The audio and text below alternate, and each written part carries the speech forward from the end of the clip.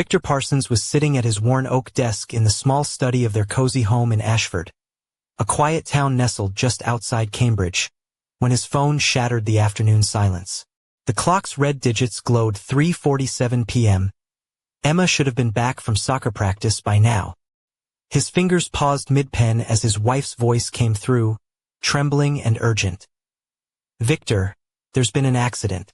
Emma's been taken to the hospital." History essays fluttered to the floor as Victor sprang up, heart pounding like a drumline in a parade. 20 minutes later, he was dashing through the sterile, labyrinthine corridors of St. Mary's Hospital, the echo of his footsteps swallowed by the hushed murmurs and beeping machines. He found Kendra in the waiting room, her usually impeccable makeup smeared by tears, clutching a crumpled tissue like it was a lifeline. She was crossing at the pedestrian crossing after practice, Kendra whispered, voice cracking. Some idiot in a sports car blew the red light, reckless speed, at least 50 miles per hour, hit her and just drove off. But someone caught the license plate. Victor's jaw clenched, the years of restraining his temper as a high school history teacher suddenly slipping away. Beneath his calm exterior lurked a man who once thrived in shadows far darker than any classroom.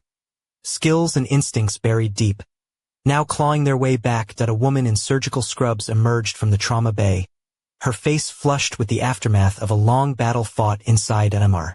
"And Mrs. Parsons," Dr. Lillian Meadows said, voice steady but soft, "Emma is stable. She has broken ribs, a concussion, and some internal bleeding, but we've managed to control it. She's lucky. It could have been so much worse." Relief washed over Victor like a wave, but beneath it simmered a cold, ruthless fire. "Doctor, when can we see her?" She sedated to keep her comfortable through the night. "You can visit in the morning." As they walked toward the parking garage, a man approached, Detective Jerry Dixon, thin, with kind eyes shadowed by frustration. He looked every bit the weary yet determined cop.mr. "Parsons, I wanted to update you personally. We traced the license plate to Kyle Sutton, the son of Gordon Sutton, CEO of Sutton Industries. Victor's eyes narrowed. Sutton Industries was a name whispered in town like a storm cloud. Powerful, untouchable. Problem is, the boy's not talking. Claims he was home all day, and his father's already brought in a fleet of lawyers.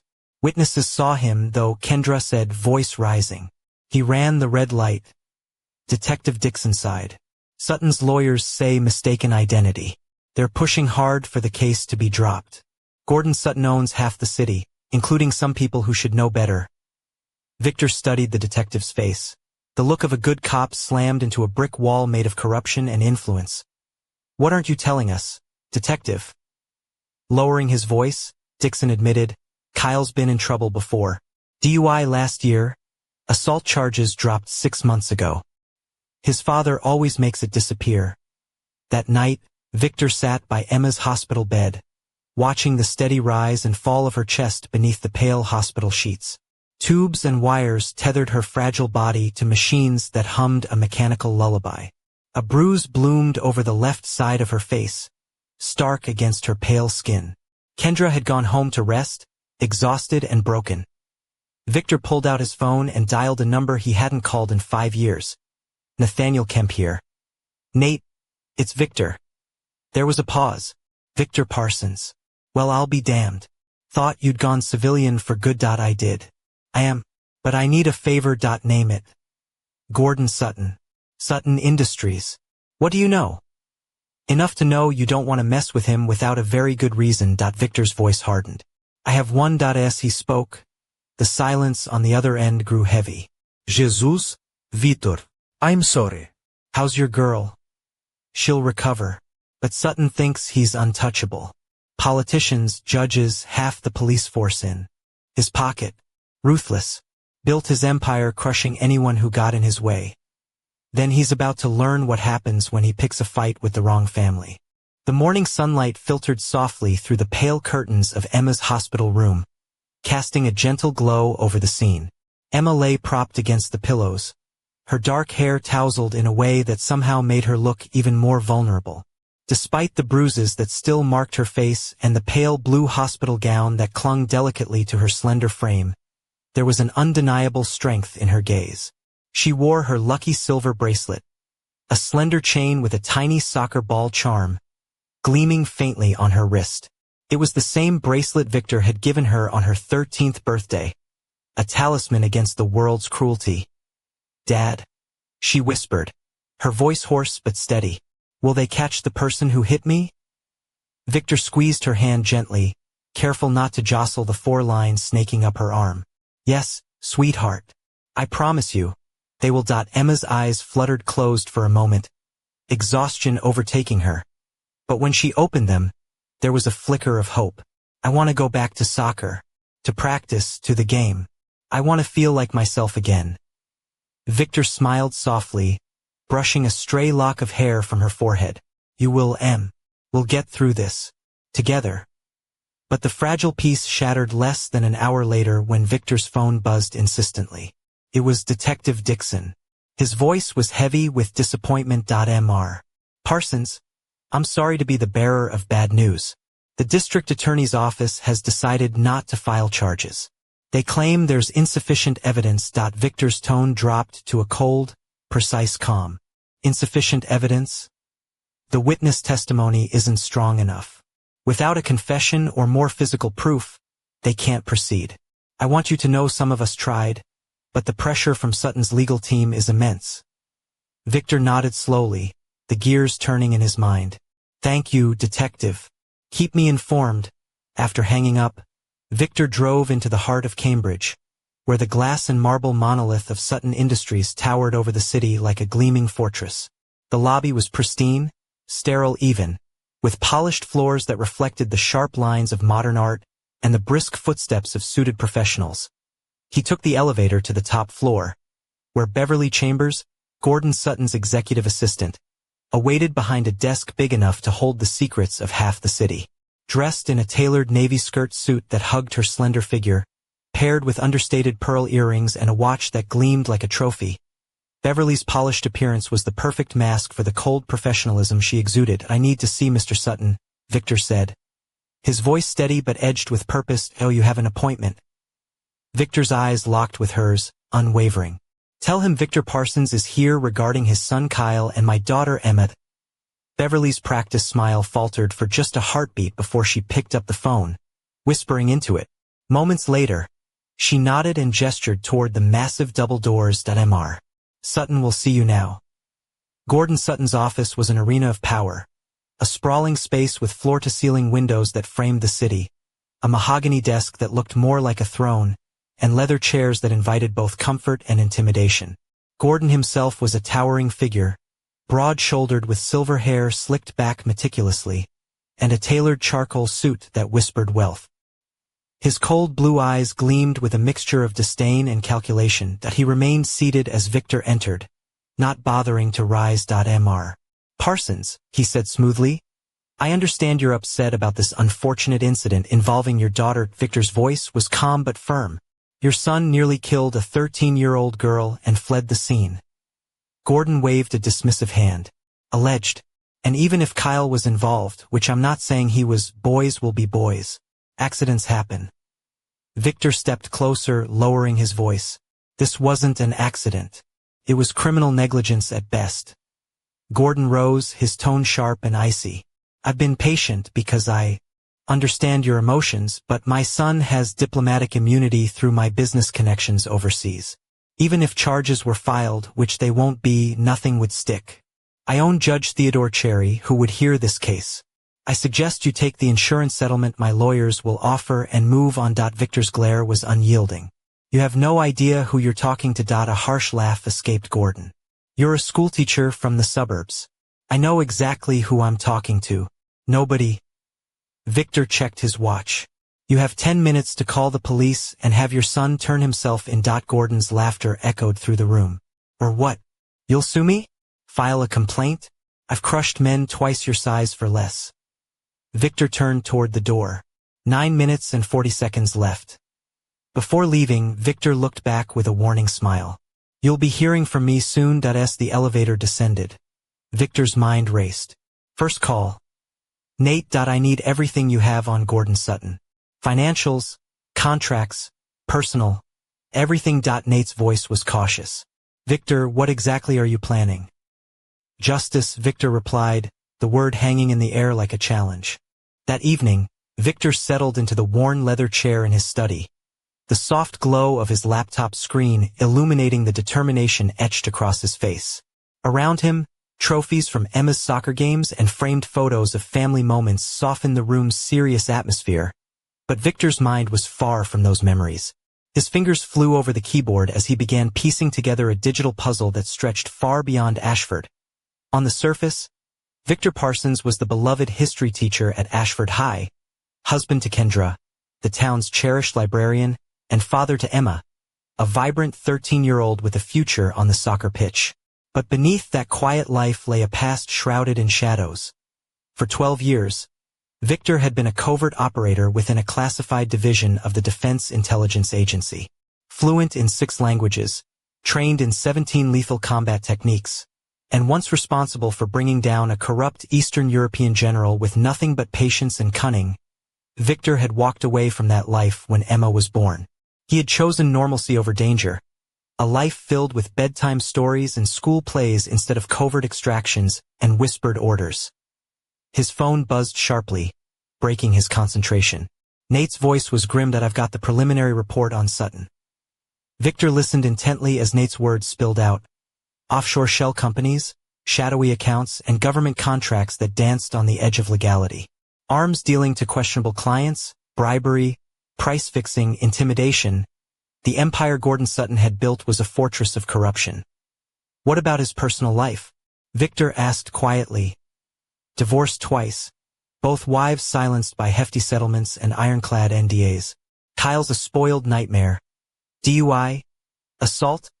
Rumors darker than the night that never saw courtroom light. Victor made notes, his mind racing. There's more, Nate added. Gordon's brother, Eugene Sutton, runs legal affairs. Former prosecutor, twice as cunning and twice as dirty. If you're taking on Gordon, you're taking on both. Victor's gaze hardened. He pulled out a secure phone, one that technically didn't exist, and dialed a number in Washington. A voice answered with forced calm. Judge Cherry. Judge Cherry, this is Victor Parsons.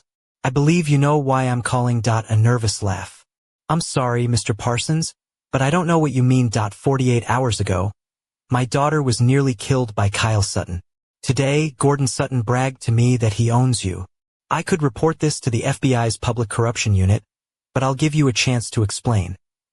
Silence stretched. In 2019, you received a loan of $400,000 from a Sutton Industries subsidiary for your Hamptons vacation home.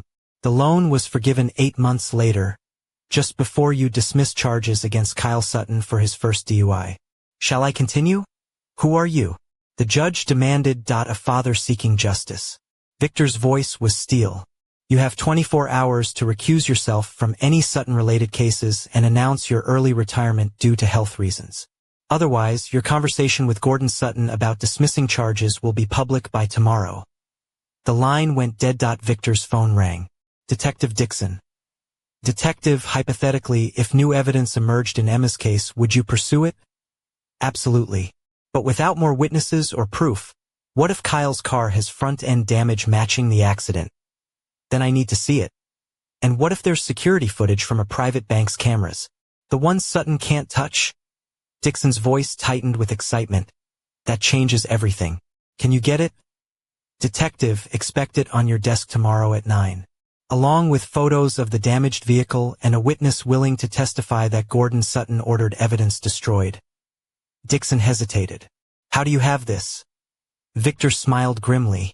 Let's just say I have a very particular set of skills. A history teacher's skills I've perfected over a long career. As he hung up, Victor felt the first genuine smile since the accident. Phase 1 was complete. Judge Cherry would be out by morning, and the real evidence would surface soon. Gordon Sutton was about to learn he wasn't playing against a suburban dad. He was playing chess with a grandmaster. Gordon Sutton sat back in his sleek leather chair, the aroma of freshly brewed coffee mingling with the crisp morning air filtering through the towering windows of his penthouse office in central Cambridge. The Wall Street Journal lay open on the glass table, its headlines blaring about market shifts and corporate scandals, none of which concerned him. Or so he thought. Suddenly, Beverly Chambers burst through the door, her perfectly tailored cream blouse slightly wrinkled, her usually composed face drained of color. Mr.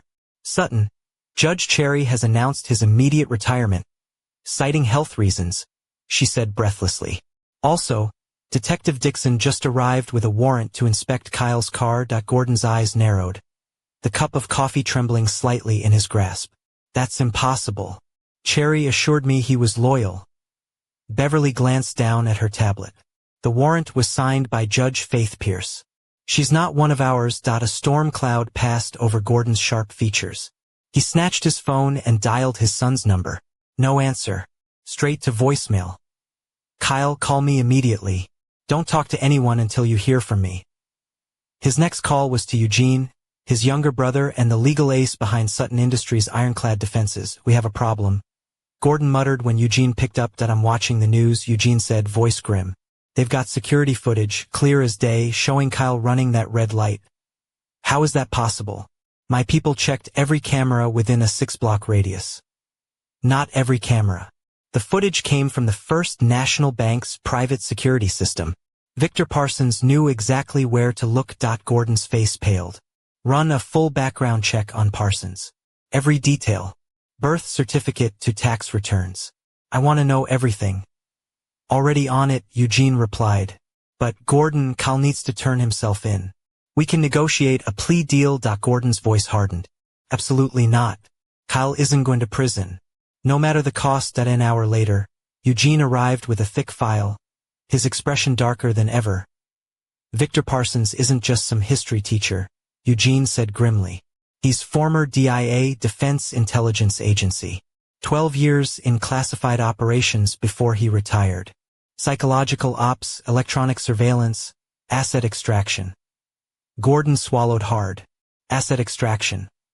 One case involved exposing a corruption ring at the highest levels in Eastern Europe. Another dismantled a human trafficking ring by turning criminals against each other. This man's dangerous. Why would a DIA operative become a teacher? To protect his family. But men like him don't forget their training. They get more dangerous because they have something to lose. Before Gordon could respond, Beverly rushed in, pale and breathless. Sir, the FBI's here. They want to discuss your government contracts, arms dealing, bribes, price fixing. How? Those contracts are sealed. They have documents, financial records, and recorded conversations. Eugene gripped Gordon's arm. How did they get those records? Our servers are secure. Gordon's phone buzzed. Unknown number. A calm, measured voice spoke. Victor Parsons, you son of a... What did you do? Gordon interrupted. I kept my promise. You had 10 minutes to turn Kyle in. You laughed instead. Now, you'll learn what happens when you cross someone who knows how to fight back. You can't touch me. I have connections. Had connections. Judge Cherry retired this morning. Your FBI contacts are under investigation. And those secret arms contracts. Congressional oversight is underway. Gordon's hands shook. What do you want? Kyle turns himself in. Full confession. No plea deals. Time served proportional to the crime. That's impossible. I won't let it happen. This isn't negotiation, Mr. Sutton. It's reckoning. You thought money made you untouchable. You were wrong. The line went dead. Gordon stared at the phone, the weight of his empire beginning to crumble. Kyle Sutton nursed his fourth whiskey in a shadowed booth at Murphy's Tavern, a grimy dive on the fringe of Cambridge's industrial district. His once pristine white shirt now bore faint stains, and the sleeves were rolled up, revealing forearms speckled with bruises and a faint scar curling like a secret around his wrist. His dark hair was tousled, eyes shadowed with regret and fear. The bar's flickering neon sign cast a pale blue glow across his face, making him look like a lost soul caught between worlds. He hadn't noticed the figure sliding into the booth opposite him until a calm voice broke the silence. Kyle Sutton. Kyle's gaze snapped up, wary. The man was in his late 40s, sharp-eyed with streaks of silver at his temples, dressed in a casual jacket that somehow suggested both authority and discretion. Who's asking? Kyle's voice was rough, defensive. Someone who knows what really happened 2 nights ago. Kyle's hand trembled around his glass. I don't know what you mean. The cocaine in your system when you hit Emma Parsons. The fact you were coming from Vince Castro's drug operation on 5th Street. The real reason you ran. Kyle's face went pale, sweat beading at his temple. How could you possibly? Because I make it my business to know things, Kyle. Now the question is, what will you do about it? Kyle swallowed hard. My father will fix this. The man leaned in, voice low but firm. Your father's empire is crumbling. FBI raids, congressional investigations, frozen accounts. He's got bigger problems than cleaning up your mess. He slid a business card across the table. Simple, black lettering. Al Woodard, attorney at LAW.Mr. Woodard here has a proposal. You can wait for the police to find you, and they will, or you can turn yourself in tonight with full cooperation and face reduced charges. Kyle's mind raced. Reduced charges. Vehicular assault with cooperation credit. 18 months. Eligible for parole in 9. Much better than the 15 years you'd face otherwise. My father will never allow it. The man's eyes hardened. Your father's protection is an illusion. The only person who can save you now is you. L. Woodard opened a leather briefcase and pulled out documents. A formal confession, a cooperation agreement, and a personal apology to the Parsons family. Kyle stared, trapped between fear and the crushing weight of reality. Who are you people? He whispered. We're what happens when someone who understands power chooses to use it for justice instead of greed. Meanwhile, at a nondescript storage unit on Industrial Boulevard, Eugene Sutton sat hunched over his phone, tension radiating from his every movement. 3 of their biggest clients had just severed ties after the FBI raids made headlines. His private line buzzed. Eugene, we need to meet. Gordon's strained voice crackled. The club? Eugene asked. No. Somewhere secure. Murphy's Storage, Unit 247. 1 hour. Eugene arrived to find Gordon surrounded by filing cabinets and packed boxes.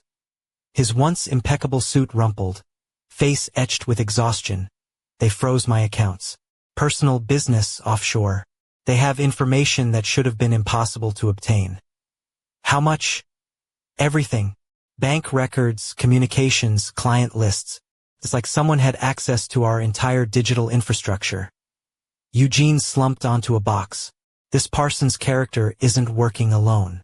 This kind of operation requires resources, coordination, government-level resources. Still agency? Gordon asked. More like he called in favors. Big ones. And Kyle's missing. Didn't come home last night. Phone goes straight to voicemail. Gordon's face flushed with anger. Find him. Use every resource we have left. Which resources? Half our security team quit. The rest are under investigation. Our usual private investigators won't return calls. Suddenly, Gordon's phone buzzed with a text from an unknown number. Check the news. They turned on the small TV. A breaking news banner scrolled. CEO's son surrenders in hit-and-run case.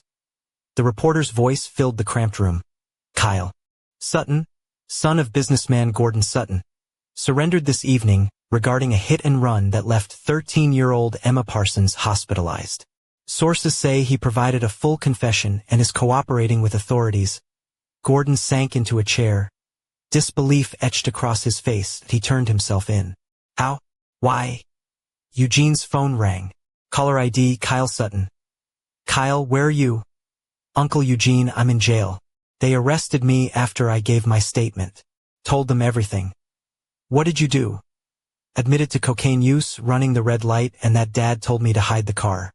I'm sorry. They already knew. Eugene's face drained. Kyle, don't say another word until I get there. There's something else. The man who convinced me to turn myself in gave me a message for Dad. What message? He said. Dad has 8 minutes left. Then the line went dead. Eugene checked his watch. 9:52 p.m. Gordon, what exactly did you tell this man?